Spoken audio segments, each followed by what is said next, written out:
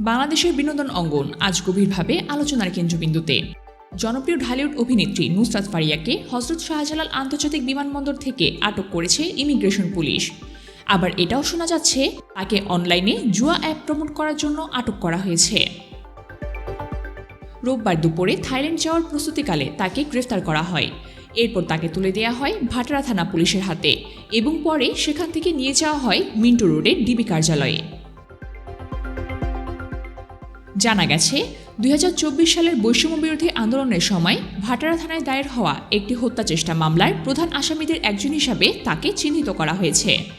মামলায় আরও উল্লেখ করা হয়েছে, নুসরাত ফারিয়া ছিলেন আওয়ামী লীগের পক্ষে আন্দোলন দমনে অর্থায়নকারী একাধিক ব্যক্তি ও সংগঠনের মধ্যে অন্যতম।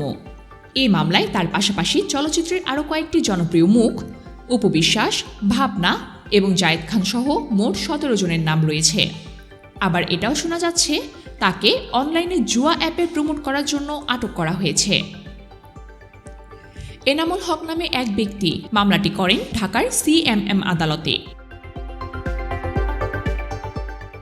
মামলার অভিযোগে বলা হয়, এসব শিল্পী ও রাজনৈতিক ব্যক্তিত্বরা সম্মিলিতভাবে বৈষম্য বিরোধী আন্দোলনকে বাধাগ্রস্ত করার জন্য চেষ্টা করেন এবং সেখানে সহিংসতার জন্য তারা দায়ী।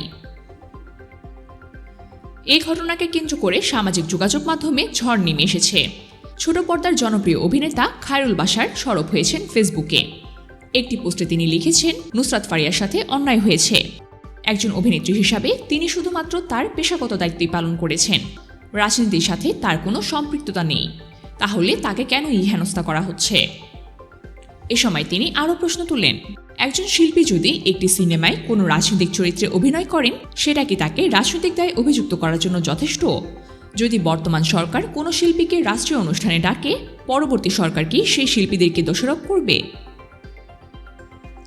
ফারিয়াকে নিয়ে চলমান এই বিতর্কের ফলে এখন প্রশ্ন উঠেছে, বাংলাদেশে একজন শিল্পীর কাজ কি শুধুমাত্রই অভিনয়, নাকি সেটা তাকে রাজনৈতিক চক্রান্তের বলিও করতে পারে? এই ঘটনার পরবর্তী আপডেট জানতে আমাদের সাথেই থাকুন।